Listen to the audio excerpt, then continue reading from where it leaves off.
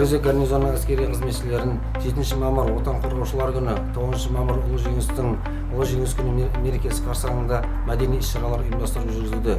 Әскери қызметшілерді және олардың отбасы мүшелерін ардагерлеріміздің шақырылуымен концерттік бағдарлама жоғары деңгейде ұйымдастырылып, концерттің соңында өздерінің мемлекеттік құқық даярлық және жауынгерлік даярлық сабақтарында үздік көрсеткен әскери қызметшілер марапатталды.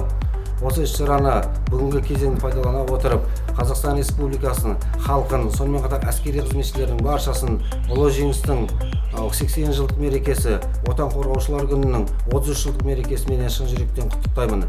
Баршасына аспанымыз ашық, еліміз тыныш, жұртымыз аман болсын. Қарулы күштеріміздің мәртебесі жарқырай берсін.